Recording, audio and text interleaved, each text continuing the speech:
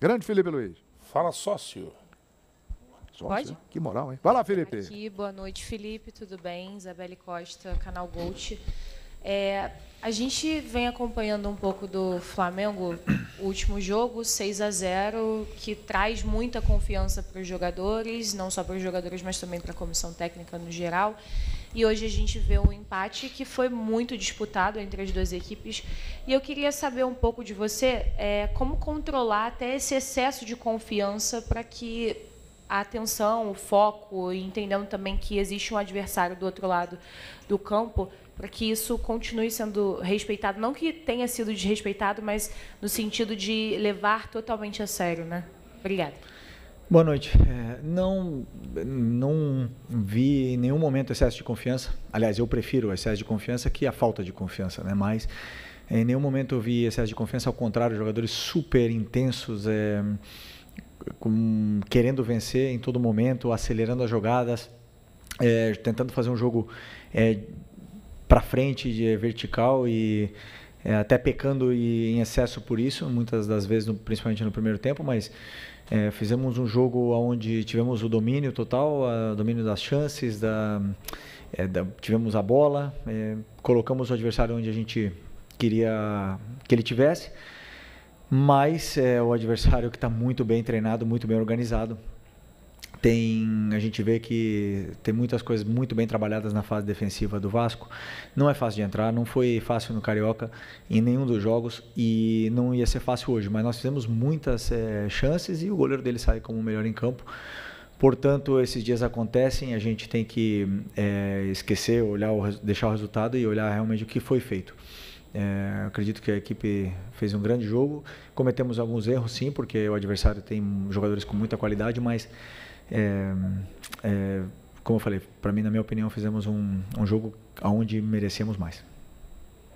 Felipe, aqui, Thiago Lima do GE. Eu queria te perguntar qual a sensação você sai desse jogo, um jogo onde o goleiro adversário sai com o melhor em campo, e no segundo tempo, qual a dificuldade de entrar na área do Vasco? Você não chegou a pensar em colocar o Luiz Araújo por conta da finalização, a boa finalização que ele tem de fora da área? Obrigado. Desculpa, no começo você falou o quê? A pergunta? Do empate? Bom, claro que a gente esperava vencer um jogo. Entramos em todos os jogos para vencer, mas sabemos que o clássico nunca é fácil. Tem esse componente mental, né, e esse componente da torcida que mexe muito e fica esse jogo muito mais agressivo, muito mais intenso que os outros jogos. Então uma sensação sempre quando a gente não vence é uma sensação ruim, porque o Flamengo entra no campo para vencer todos os jogos e da minha parte principalmente queria ter vencido, né? Mas e o outro foi do Luiz Araújo. Do Luiz Araújo, pois eu optei pelo Plata jogar uns minutos de 9 no lugar do Bruno. Aí depois, com a entrada do Pedro, eu passei o Plata para a posição natural dele. E naquele momento que o time... Eu fiquei com uma troca ainda para o final, mas eu entendi que o Alan ia me dar mais ritmo e velocidade de circulação.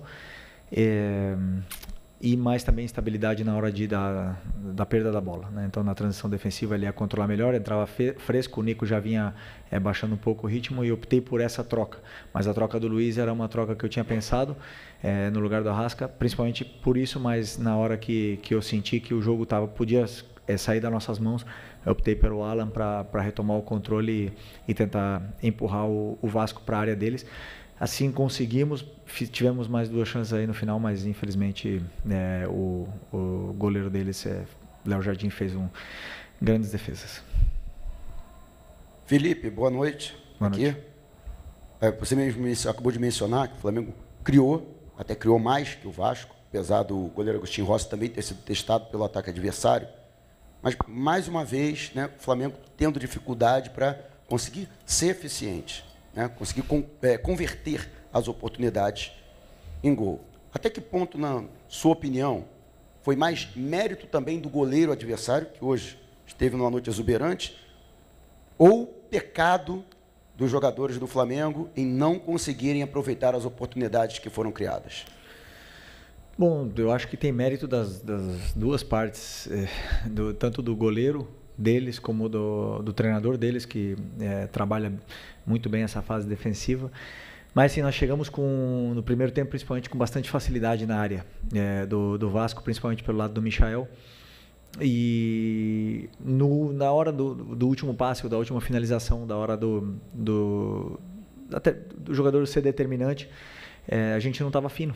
Hoje, infelizmente, não tivemos. E outra, também não finalizamos menos jogadas com tempo, né? Porque o Vasco, como eu falei, defende bem, os zagueiros leem bem a jogada, cobrem bem a profundidade. Portanto, tivemos menos tempo para finalizar. Isso é mérito do Vasco. Mas os mecanismos estavam aí, toda a estrutura montada para os jogadores chegarem e criarem as chances. Depois, isso acontece no futebol. Não foi a primeira, não vai ser a última que vai acontecer. Sempre é mais fácil jogar em contra-ataque, com mais espaço. Quando o time todo se fecha atrás, é mais difícil, porque são mais pernas, mais gente para entrar. E esses jogos aí acontecem. Oi, Felipe. Sérgio Lobo. Eu vou insistir um pouquinho nesse tema que você respondeu agora. Você já falou do Léo Jardim, ok, fez um grande jogo. Vasco clássico, ok, é clássico. Mas você considera que alguns jogadores que são fundamentais do teu time, e aí assim, você já falou do Michael, mas Gerson, Arrascaeta, enfim, a gente já cansou de elogiá-los aqui também. Faltou um pouquinho o brilho deles hoje, faltou essa última bola, ou a penúltima bola, faltou esse brilho. O próprio Bruno Henrique também, hoje ele teve poucas chances, leitura de jogo. Você considera que hoje, tecnicamente, esses jogadores não estavam, digamos, numa noite feliz? Não, eu não acredito nisso. Eu vi que com a bola os jogadores estavam bem, não estavam perdendo a bola, o Arrascaeta, o Gerson não estava perdendo a bola.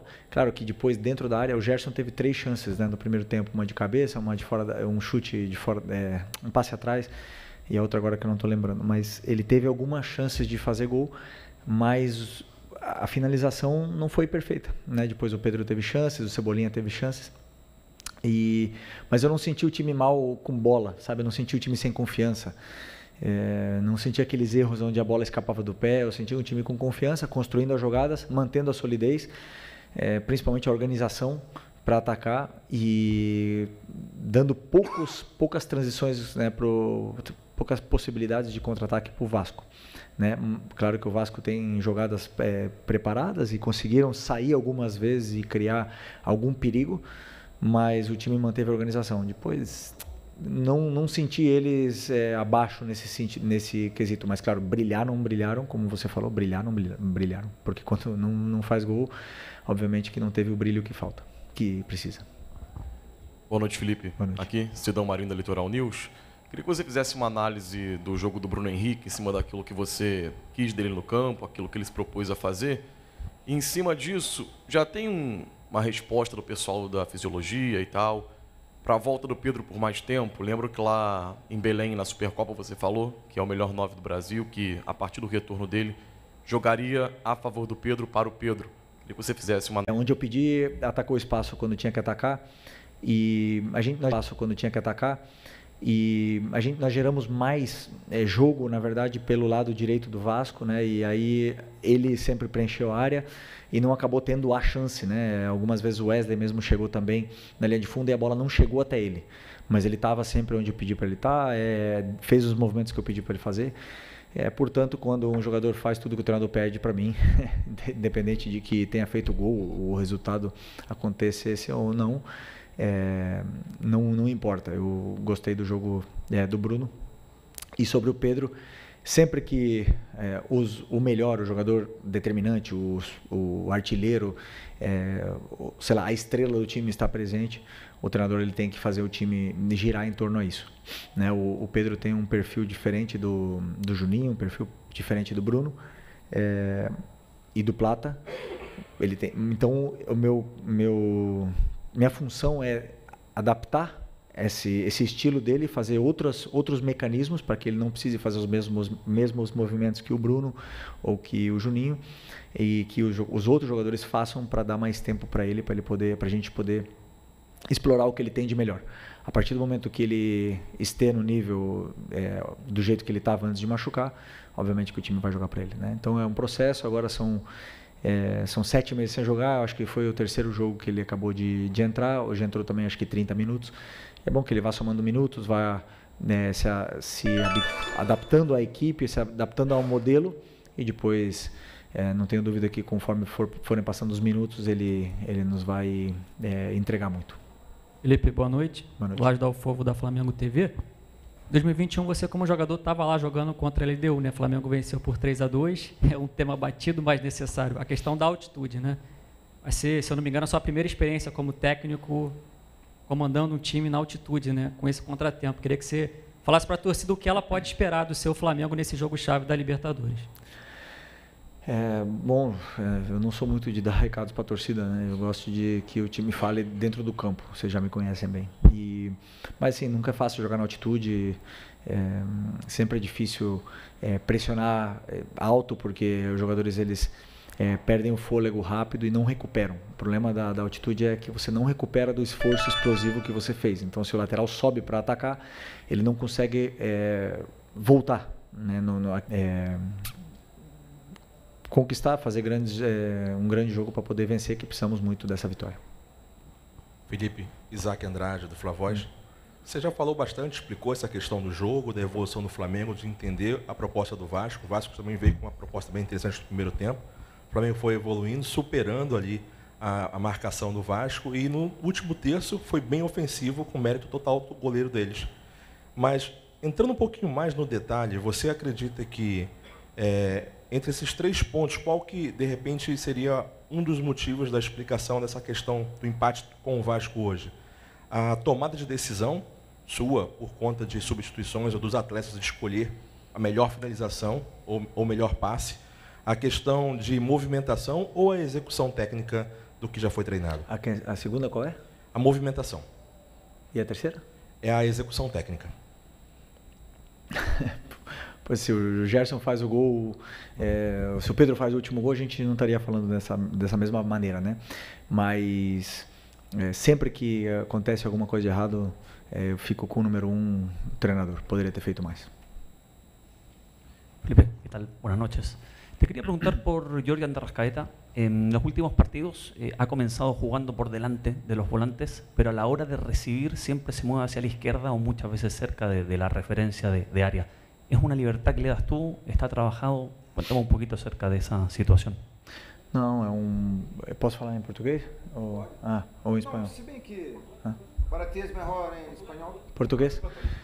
Então, não, foi plano de jogo mesmo. Foi sobre o que a gente estudou e acreditava que poderia causar dificuldades para o adversário defender esse movimento dele. Então, o Arrasca é um jogador que obedece muito taticamente, é muito inteligente na ocupação dos espaços, identifica muito bem os espaços, gera muita vantagem, vantagem tática, mas também a vantagem qualitativa que ele possui, e nos dá muito. Então, assim, o importante é que ele está sendo muito decisivo para a gente, nos está gerando muito jogo, mas esse pedido foi meu. Felipe, boa noite. Alana Fonseca, da Mosaico. Então, eu queria saber se você tem alguma notícia sobre Ayrton Lucas, se aconteceu alguma coisa, se amanhã você vai conseguir responder melhor. E também sobre Varela, nos momentos que ele estava fazendo o corredor. Sobre o Varela, você falou? Ok. Ok. Não, o Ayrton parece que foi cãibra, né? Um jogador que vinha há bastante tempo sem ter uma sequência, voltou a ter uma sequência agora, então sentiu câimbras, normal, e mais ainda num clássico onde tem o componente emocional em todos eles, e isso joga contra, né? Porque o jogador ele fica pensando no jogo muito tempo, não só ele, senão vários jogadores, acontece isso. Mas fez um bom jogo, foi muito sólido em todos os aspectos e infelizmente teve que sair. O Varela é um jogador extremamente confiável, sempre que entra dá conta do recado, joga bem na direita, joga bem na esquerda. Praticamente em todos os jogos que ele jogou, ele foi um dos melhores em campo comigo, sempre. Então, assim, eu já falei outras vezes, é muito difícil e até me sinto injusto com ele, porque não é nada fácil deixar ele fora. Essas decisões eu tenho que tomar, e mas ele é o tipo de jogador que todo treinador gosta de ter, porque sempre coloca a equipe em primeiro lugar. Então, estou encantado com ele. Felipe, Ian Arrepia, Faz Andar e Sintonia Esportiva. Ano passado você deu algumas declarações falando também sobre uma equipe vencedora dominar pelo menos 2 sistemas de jogo. E você foi muito questionado sobre isso, principalmente quando o Flamengo usava 3 zagueiros, que aconteceu por algumas vezes. Hoje o Flamengo joga num 4-4-2 com o Gerson pela direita como um meia, né, e não como um ponta, você sempre destaca isso. Hoje você alterou a formação depois colocando o Plata pela direita e o Pedro como centroavante quando ele entrou. E aí eu queria te perguntar se essa formação com 3 zagueiros pode voltar a aparecer, principalmente com essa volta do Danilo, que hoje ficou como opção, mas o Flamengo de repente jogar com o Léo Ortiz, Léo Pereira e Danilo, ou com a volta do Alexandro, também fazer esse zagueiro pela esquerda. E se a torcida pode esperar ver de novo esse sistema com 3 zagueiros? Sim, eu penso isso com toda a minha convicção do mundo. Eu penso que um time que briga por título tem que saber dominar 2 sistemas. A gente joga no 4-4-2, mas muitas das vezes a gente se transforma no 3-4-3. Então, já dentro do próprio jogo essa dinâmica existe e esses mecanismos de compensação desse sistema, eles existem, né? E os jogadores entendem muito bem esse sistema. Do próprio jogo de hoje aconteceram várias situações onde estávamos no 3-4-3 e o time criou essa vantagem posicional que queríamos. Com certeza é uma possibilidade que eu contemplo, usar os 3 zagueiros, Léo e Danilo, como também a possibilidade de usar em algum dos momentos algum lateral como zagueiro, ou tanto o Varela como o Alex, como o próprio Ayrton, e para fazer essa função e poder adaptar ela, né, depende do que o jogo pede. Então eu sempre olho bastante o adversário e faço o meu plano de jogo em função dele. E vão ter vezes que vão ser 3-4-3, 3-5-2, 4-4-2 e o importante é que os jogadores dominam bem esse sistema. Felipe, boa noite. Boa noite. Feliz Páscoa para você. Igualmente. Queria te fazer uma pergunta sobre esse tempo que você vai ter depois do jogo contra a LDU, se era o tempo que vocês precisavam, né? Você vai ter pelo menos uns 4, 5 dias para descansar, entre aspas. Se isso é importante, porque você vem numa batida, eu vi muita gente perguntar, os jogadores estão abaixo, os jogadores não foram tão bem hoje e tudo mais, mas a gente não fala sobre a questão física também. Você tem uma sequência, joga... acho que você teve um treino ou 2, é mínima, né? E a outra pergunta que eu queria te fazer sobre o Matheus Gonçalves, se nessa batida agora de Copa do Brasil, que você vai ter 3 competições, né? Se é o momento de você tentar girar e dar oportunidade, que muitos torcedores estão perguntando, e o Matheus não entra e tal? Bom, a folga é para os jogadores, né? Depois que eu virei treinador, eu não tive mais folga. Essa é a realidade. Mas é verdade que, assim, eu não vi nenhum jogador da minha equipe mal hoje. Nenhum. Assim, não posso concordar com isso, né? Se falaram que estavam abaixo. Não vi. Sinceramente. Não fizemos o gol, mas eles estavam... fizeram... Não dá para falar, esse jogador foi mal. Não achei nenhum deles mal hoje. Mas sim, com certeza, jogo a cada 3 dias é desgastante. As lesões começam a aparecer. Quando acontece jogo assim, sábado, terça, sexta, segunda, não tem a diferença de 4 dias é muito pior, né? Porque o jogador que joga hoje recupera amanhã, mas depois da manhã, que é um dia de recuperação, já tem que ir para o campo para preparar o jogo. Então, a longo prazo é muito complicado, né? Mas é igual para todo mundo. Então a gente não pode reclamar, temos que nos adaptar a isso, mas com certeza depois desse jogo da terça é só no domingo, né? Então teremos aí, os jogadores terão um dia para poder recuperar, passar com a família e recarregar as energias que é importante para eles. Desculpa, do Matheus Gonçalves, claro, com certeza é um jogador que eu conto com ele, nos últimos jogos não vem tendo minutos, mas é um jogador que tem um perfil bem diferente dos outros jogadores que estão entrando, né? E como a gente está jogando com um meia, como o teu companheiro bem citou, que é o Gerson por dentro, tem o Plata, tem o Luiz Araújo que jogam aí também, e a concorrência é com eles, e nesse momento, primeiro que eu não estou achando o momento para colocá-lo, né, nessa mesma função que eles, pela concorrência que existe, e segundo porque eu vejo o Matheus também talvez versão dele fosse aberto, né, na ponta direita. E nesse momento estamos jogando sem o ponta aberto, porque o Wesley ocupa esse corredor, mas em algum momento com certeza eu posso utilizá-lo aí. E eu sei que ele tem muita qualidade, que pode render muito para a gente ainda. Felipe, Raíza Simplício da Gol Brasil e da revista Placar. Você falou sobre o jogo de hoje, que na tua opinião ninguém foi mal, que todo mundo fez o que você pediu e tal. Mas nos últimos jogos, e você conhece a torcida do Flamengo, sabe como é, tem uma galerinha pegando no pé do Michael, dizendo que ele tem pecado bastante na tomada de decisão. Eu queria que você falasse um pouco sobre isso, como é que você vê essa situação e como é que faz, né, para o jogador, no meio de uma temporada, evoluir assim nesse quesito ou ajustar essas coisas. Bom, primeiro o que a torcida pede e que o próprio Zico fala, né, que é raça. Isso é o que todo mundo pede. Quando não dá na bola, vai na raça. E o Michael faz isso mais do que ninguém. A entrega, o esforço que ele faz pela equipe, ninguém. Ele é assim, ele bota o corpo dele na disposição da equipe, ele corre para todo mundo. E isso a torcida valoriza, né? Depois, o refino com a bola, vão ter dias melhores, vão ter dias que o jogador não vai estar tão fino, não vai estar com tanta confiança. Mas hoje, por exemplo, que era onde a gente mais criou perigos, verdade, talvez faltou o último passe, mas ele também fez o cruzamento para o Gerson, ele deu o passe para o Bruno, vários passes para o Arrasca, ele gerou uma vantagem para a equipe, fez a equipe jogar melhor. Eu acredito que o lateral do Vasco sofreu bastante para defender ele e faltou o último passe, sempre podemos reclamar ou, como você mesmo falou, evoluir em alguma coisa, né? Então, como fazemos isso? No meio da temporada, eu tenho também a plena convicção que não só os jogadores, senão todos nós estamos em constante evolução, aprendendo todos os dias. Eu aprendo de todas as coisas, do jogo de hoje aprendi coisas e vou aprender mais quando eu estudar o jogo de hoje. E a gente evolui todos os dias. E o Michael é um cara que gosta de treinar, que gosta de ficar depois do treino finalizando, fazendo algum complemento a mais para poder evoluir. E isso vai ser até o último dia de carreira dele. Então, esse é o único caminho que nós temos, erro, correção e evolução. Esse é o caminho que temos para a evolução. Boa noite, Felipe. Léo José do Coluna do Fla. Nesse primeiro semestre, a gente tem uma sequência muito grande de mistura de jogos, né?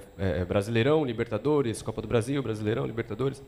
E agora, nessa sequência, foram 3 rodadas de Campeonato Brasileiro. Agora o próximo é Libertadores.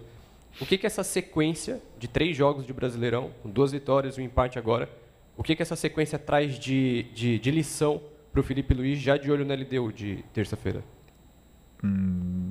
Como eu falei, não lição nenhuma. Eu uso o jogo como um guia, onde precisamos como equipe evoluir, quais são os pontos a trabalhar em todas as fases do jogo, tanto a fase ofensiva, defensiva, construção, finalização. Todo jogo eles nos dá algum elemento onde atacar nesse ponto, treinar e corrigir. E depois, conforme se vai passando o tempo, se vão perdendo comportamentos, tem que voltar a treinar. Então, lição nenhuma, pensar no próximo jogo e ganhar é o único caminho. LDU agora nesse momento. Muito bom, Felipe. Obrigado. Fechou? Boa noite, pessoal.